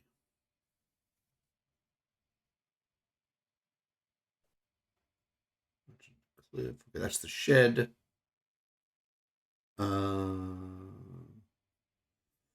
Let's see. The monastery is 18, like I said. Let me just see what they got here. I know there's like a blacksmith or something. I just want to see what they sell because I remember there was a problem getting stuff last time. The basket weaver, rope, trading post. Here we go.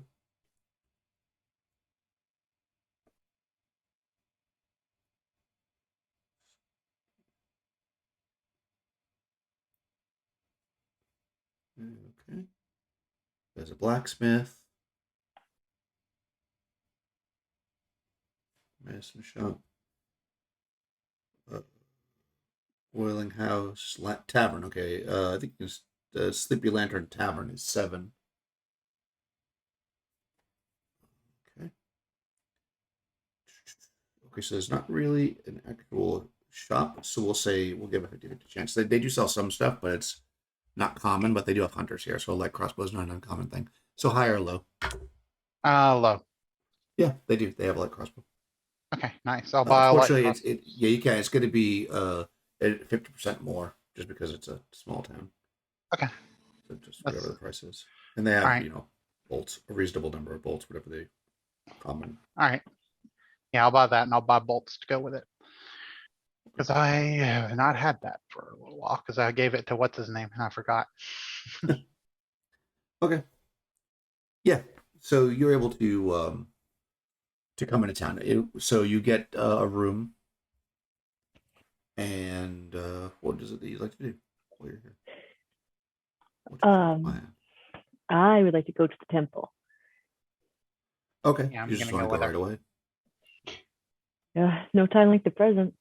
Okay. The only thing I'm going to carry with me is going to be my quarterstaff, because it's a staff. The only weapon, I mean. Yeah, I mean, you have a boat, right? So you can just get in the boat and just cruise over there. So it's not going to be a problem to get over there. Do you want to take all your people with you, or you got to leave them in town at the? I think I would. Kind of a room. I think I would try. I think I would leave them in town. I don't think we all need to crowd into the temple. Okay.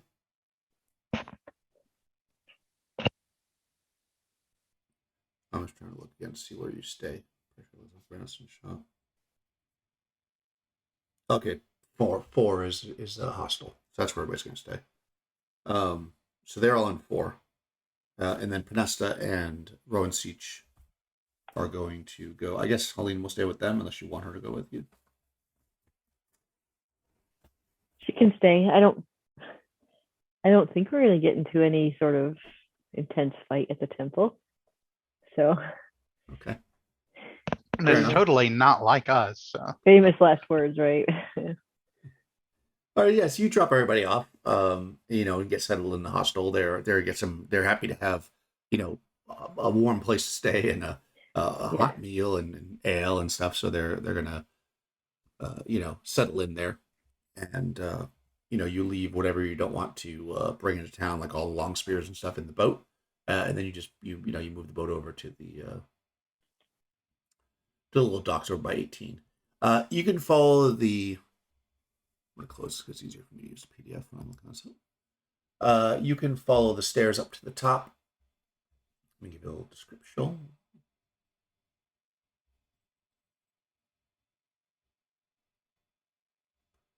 Okay. This Cedar Log Temple is built atop a tall islet in the fort. The islet is accessed by a small dock. Stairs are carved into the limestone, ascending 30 feet from the monastery to the summit. Okay, and here dwell the monk. So basically, it's a wood cabin, essentially. Like a wood temple cabin. When you park your boat, obviously they can see you. I mean, it's not like they're not there.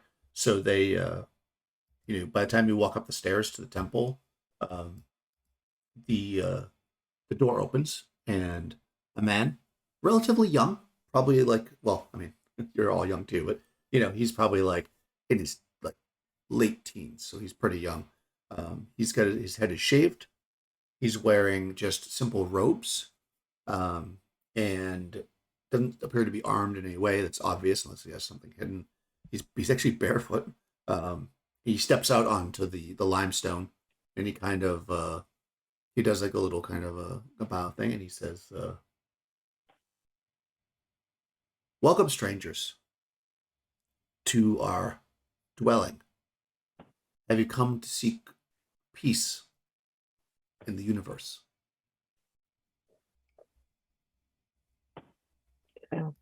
Yes, in a way.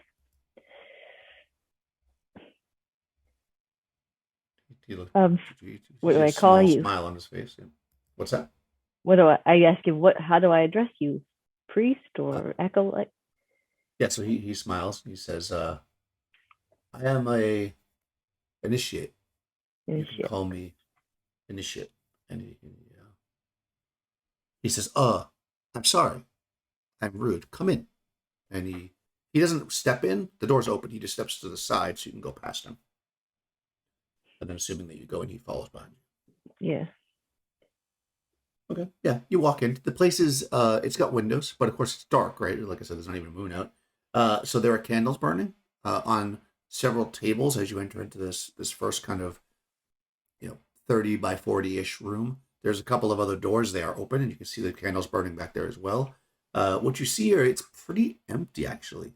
You do see the floor has what is effectively it's a limestone, right? So it's white, but it has what could be described as almost like a stain of darkness that as you kind of look at it, you see that it's actually in the shape of a giant octopus with the tentacles kind of spreading out in all the directions. And he kind of brings you in, he follows you in and he closes the door behind. And when he does, you see appearing in the other two doors that there, you see 2 more men, also roughly the same age. They are dressed identically. They each have a simple wooden tray, and on that tray is on the tray of the one on the right-hand door, so left as you're looking at it, there's like a pot, like a teapot basically, and you can actually see steam coming up because it's got hot water in it. And the other one has a tray that has some. They look like they're like clay mugs, for lack of a better word. And they kind of stand in the doorway for a second, and the first one does a little nod, and they step forward, and he says, "Please, sit." And he just kind of sits on the ground. Um, Mister will sit down. Ron Sitch will as well. okay. The other two initiates come over and they sit with and they pass they hand the cup to the first one, and he passes it along. You know, like you pass on cups basically. And they do the same. You notice that there's leaves in the bottom of the cup, and then they pass the water around and they pour hot water into it, so that you can smell it's some kind of a tea. Okay. Yeah. Once all that's done, and then they kind of just leave it sitting on the ground in front of them while it's steeping it for a little bit. And the first one says to you, "You seek peace, sort of." I'll smile and say, I'm sorry about that. But I do feel like when this is over, peace is what I will definitely seek. But I'm a bit worried. I know you are a temple to Kraken here. Yes, the dimensional dweller. Yes. He knows peace. He knows that the thoughts and worries of man are the opposite of peace, and that peace can only be achieved by becoming one with the universe. So, specifically, I collect stories and I don't know much about Kraken as a religion. I'm a bard and I would love to know more. Do you mean become one with the universe by meditation or giving up possessions and helping others? Is that what is meant? Or do you mean like the death of everything? No, I don't say that part out loud. Just the first part out loud. Okay, yeah. So you say that, and he's about to speak, and then he kind of looks up and he stops, and you see now standing in one of the doorways is probably in his maybe 40s, so like relatively old for people that you compared to you being you're all in your 20s. Dressed exactly the same, shaved head, whatever, a man, and he then nods, and then then speaks, and he says, "We give up possessions, give up family, give up connections, so that we may become one with the universe. We help people who are in need, of course, because suffering draws our attention away from where it should be, which is meditation and the loss of self into the meditation. It actually makes sense to me, I say. We believe that Kraken takes the sacrifice each year and gives them what we all seek, peace." Okay. Each year. I do have to ask this.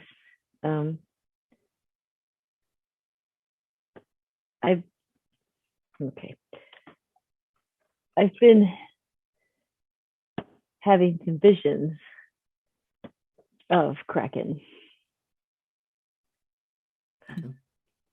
Trying to trying to manifest itself on our plane.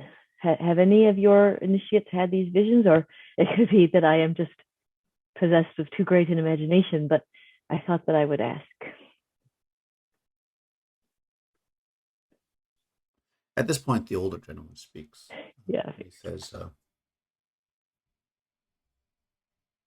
"There is a cult of Kraken that believes the right measure would be to bring Kraken to our dimension and remove pain and suffering and thoughts. This is an old, old cult. This is not how we operate now. We go to Kraken. We do not bring Kraken to us." That makes sense if he kind of thinks for a second, he says, if this is to be, if there is a problem manifesting, only through conversation with this cult could you know what their plans are.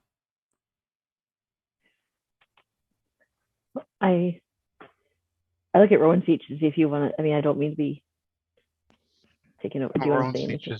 Rowan Seach is sipping her tea and letting you speak. Okay.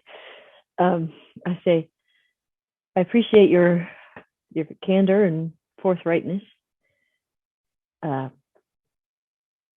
have a terrible feeling that I might need to investigate this older cult. I have a feeling their agents might be at work in this world, and I fear what that could mean for all of us, even those of you who worship Kraken. As you say, you go to Kraken. You don't bring Kraken here, and plus, those who don't believe might not be given the peace if he were to manifest here, it would have to manifest here. I have a feeling I now would need to talk to somebody who believes in the old ways. I know it's a lot to ask, but do you know anybody who still adheres to those beliefs?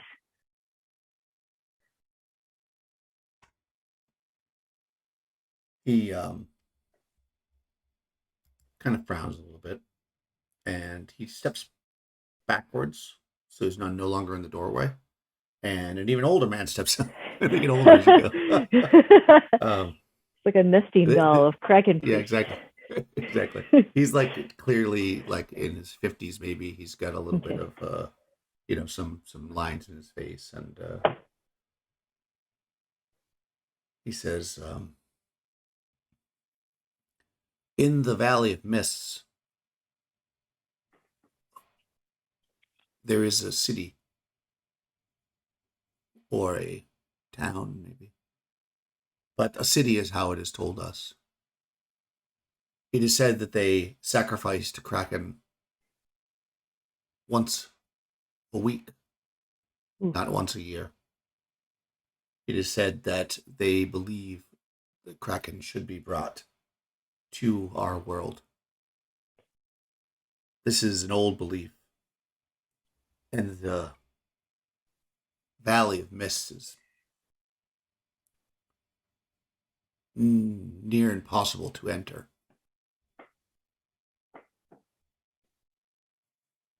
But know this, if you were to go, you will likely never return.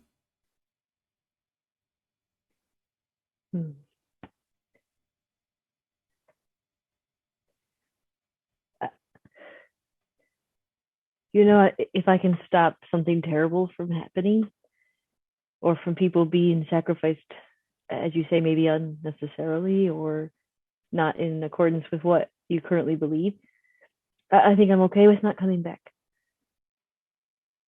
Maybe I'll find some peace if that happens. Can you tell us how to get there? You said near impossible. That implies it's not completely impossible. Or can you direct us to somebody who could help us? I'd be happy to tithe and give to your cause. Rowan Seach looks for an even older man.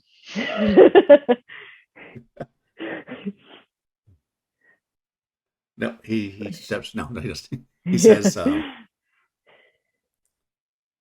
there is a way into the valley where ice, snow meets fire. There is a path. We could give you a map to this place, but know that if the dimensional dweller decides to come, no mortal could stop them.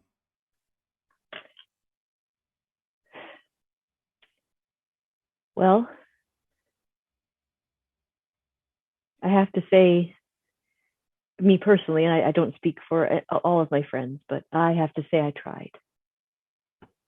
no matter what that means for me at this point.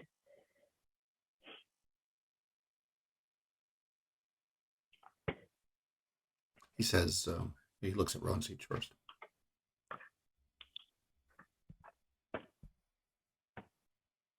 Ron Siege says, yeah, I get it. Don't go. It's a lot of danger. You're all going to die. If I had a gold piece for every time I heard one of these things, I would be a very rich woman.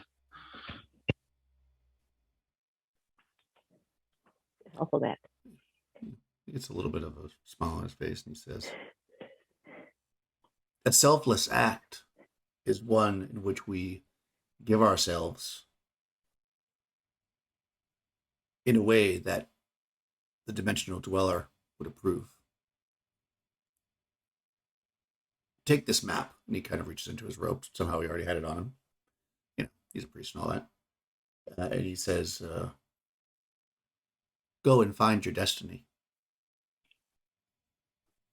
And he kind of just holds it out. Oh, I would take it. Okay. Yeah, when you get up and he kind of does that thing where he holds onto it for a little bit longer, and he kind of just looks you in the eyes and he says, remember, become one with the universe, and all will be at peace. And then he lets go and he turns around. He just kind of turns around and steps back into the room. And in that room, which you can see, because now you're standing right there, there's just basically, it's another room that's just like this one, except there's a series of like couches on the ground and candles, and you just see several men sitting in there. They seem to be meditating. Oh. Yeah. There's another, there's 6 of them total. 6 more guys in there, plus the 3 that are out. So 9 people is what you see total in this whole place. Okay. I look at the map. Okay. Yeah, you unroll it, and it's a pretty simple map of Hyperborea, and it's you can see that there's, you see the city, the Valley of Mists, and you can see that there's a volcano basically to the north of it, and at that point there's a marking, of like an X or whatever, and then you can actually see that there's like a bit of like lines drawn as like a path to coming kind of through that mountain range. You come in from, let me see, I'll show you on the main map here. Switch it to the other map. And then I have one more question for you, Daniel. Yeah, of course. Let me just switch it now so I can give you an idea. I mean, this is just the map that comes with the Hyperborea, but if you look to the right of the Gibberian Fields, you see there's a volcano here. I'll try to click on it. Okay. Yep. Yeah, it's basically, you can see there's like a river here coming into it. There's effectively a path from that river. I will draw it. So there's like an X here. And then there's a path like this through the mountains. It doesn't show the all of Hyperborea, so obviously it's a more close-up shot, but you can kind of see that there's a path from that river. And you would, just relatively, what you would, just to give you an idea, you're down in Cape Clencia, so you basically, you're gonna, I can't remember. That was a terrible way to draw. Don't do that. Clear. Okay. Yeah. Okay. So basically, you would be able to come across the desert, following these mountains. I mean, there's multiple ways to go, but the shortest way would be to go Yeah. Across the Diamond Desert. Yeah. Like you've done before. Yeah. Yeah. I mean, you could go many ways, but the mountains are incredibly slow moving. Since you have a boat, that would be the fastest way. If you didn't want to go across the desert, you would need to come all the ways up and go through this inlet up here, and then follow this river, which would be effectively a much longer trip. Yeah. And it would put you by Wold, which is kind of bad news, and under the area of Orcust. So the shortest way is that way, but you guys can decide which way you want to go. But effectively, what the map showing you is the I'm sorry, I went the wrong way. It's here. I drew the map in the wrong area. This is where it is. You got to go. Sorry, like this to cross these mountains. Yeah. Like that. Yeah. You don't want to go that way. And It's pretty far. You're looking at a couple months travel probably. But yes, go ahead. The painting that we saw had Mount Vermithidon, right? So that's here. Yep. Okay, so we don't have to go there though, correct? It's just that's where the Hyperboreans may have hid. Yeah, your understanding is the Hyperboreans were hidden under here. The drawing on the map seems to show like the dark area here, and then tentacles kind of coming out like this from the center of the earth. But the cult, as far as he's telling you, is here. Okay, so that's where we have to go there. Okay, got it. I got it. I understand. Yeah, yeah. It could very well be that Kraken is here, but the cult is here. I'm drawing lots of spots, but you see what I'm saying. Got it. Yeah. Yep, I understand. I was confusing two things in my head. No, I got it. Yeah, no. I mean, the map, the original, the drawing. I mean, honestly, the that I didn't show it to you was hard to see, but the like the body of. Let me do this smaller so you guys can see.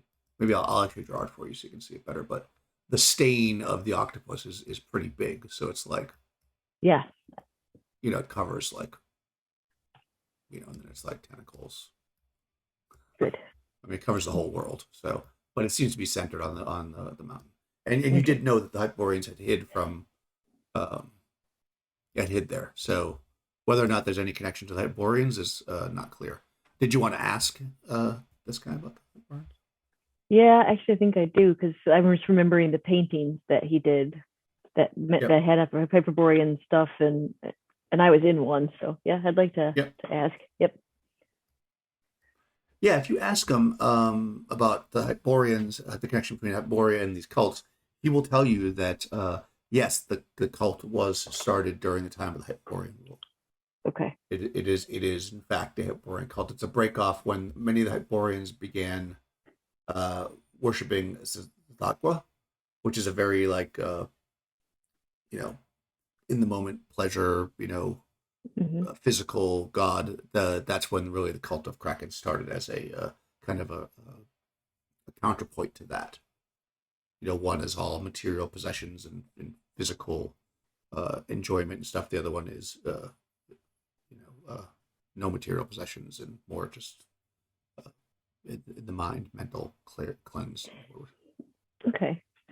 Yeah. Well, thank you, good sir.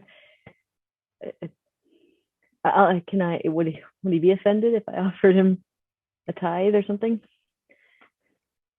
You're gonna offer to if you start talking again after the guy walks back, then the young guy responds to you, like the old guy walks back into what he's doing. Yeah, no, yeah, if you just offer to one of the initiates, yeah, just somebody to thank. No, 100%. Yeah, they have a little collection box. They'll definitely take it. Okay. Yeah, I'll give them 50 gold or whatever. Oh, okay. Yeah. Yep, they take it. Okay. And yeah, they say if you want to stay and meditate, you are free to do that. And then they actually get up, the three young ones with the tea and everything, and they actually walk back into the back rooms and just sit down in there and just kind of leave you in that front room. Okay. To meditate if you want or to leave. Okay. I look at Rowan seats and I say, we have our next destination. Getting there is going to be difficult, especially in the dark, but I don't see what choice we have. And I liked what you said. It's true. The amount of people who've told me how I won't survive. I'd be an even richer woman if I had gold. Well, I say for tonight, we throw off the worries of the world and we go out and do some carousing. I agree. And eat some shrimp, even though I don't like it, in Brighild's honor. I've heard that they have monkey brains here. I'm very interested. Yes, they do. All right. Fantastic. Yeah, you guys can go and spend a day or two, or however you want in Calencia, collecting supplies, carousing, having fun, enjoying your time in civilization before you stretch out into the. Yeah, I think I didn't draw it very well on the map, but I was looking earlier. The shortest way for you to go because you can't go into the open sea with the boat that you have, so you'll Right. have to stay along the shore. So you've got really two options, right? You can go here, like I said, this is probably the shortest way, and then in order to cover the least amount of the desert, you get to shore here by these mountains, Hmm. and then you can travel here to this river, and then travel up the river, across the plains here, a short trip over the mountains, and then you'll be where you need to be. Yeah, that's Or if you want to go the other way, then you could go staying along the shore. You could go like this.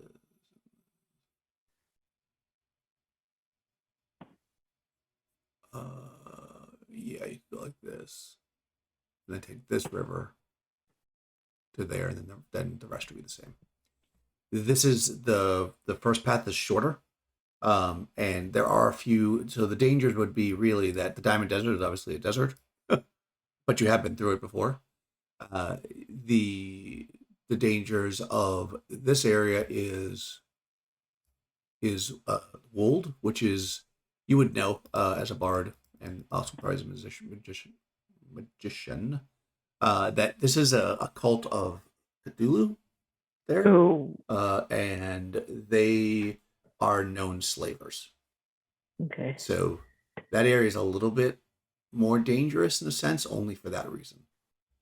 So it kind of depends on if you want to face the Cthulhu cult or the open desert. I guess you can let me know, but I'm making the guess that you probably go after the ultimate open desert. Yeah, I seem to remember that Orcus isn't all that great either. Yeah, And Orcus is also bad, which is like up here. Yeah. yeah. So I don't know if we want to go. I think it's the desert ruins each, as much as I don't want to go back there. What do you think? I say drunkenly as I'm in the bar. I was muted. Sorry. She's enjoying her monkey brains, and she says, "Yeah, it sounds good to me." Uh, okay.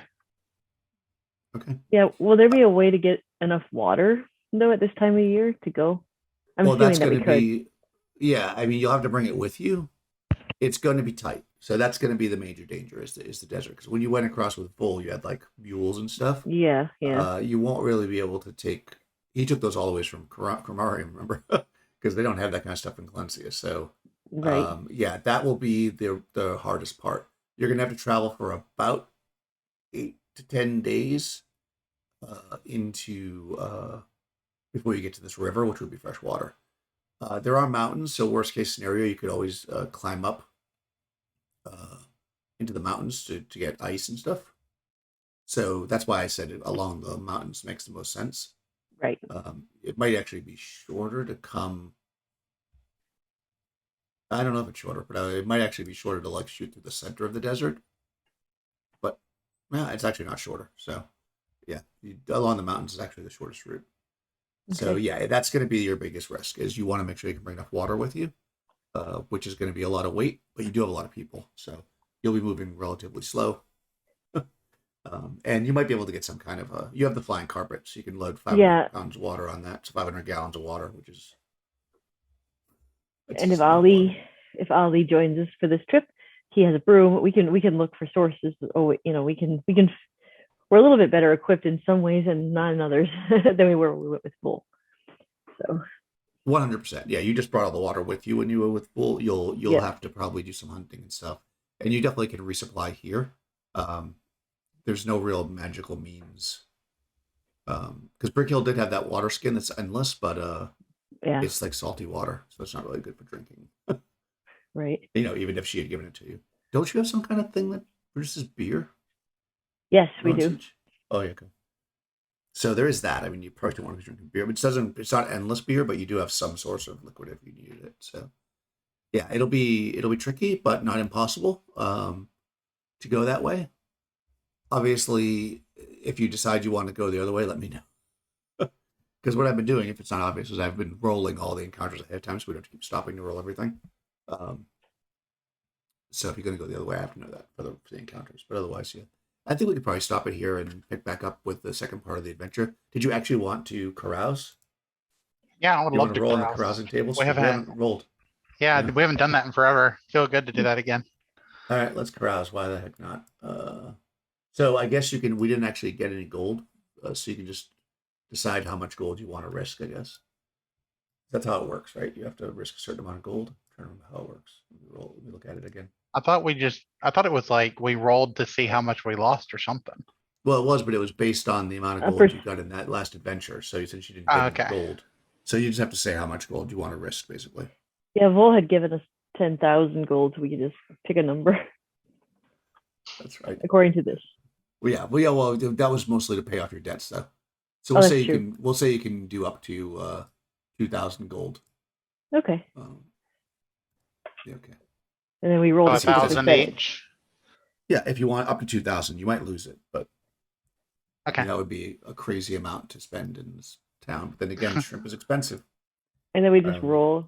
I think for a percentage, right? It's been so long, my God. Yeah. Okay, hold on. Here we go. Drunken debauchery. So we'll do Rowan Siege first. So roll a d6 to determine how much of the acquired wealth they spent. Okay. 4. Okay. So 1 to 4 they spent 1d6 times 10%. So do 1d6. 3.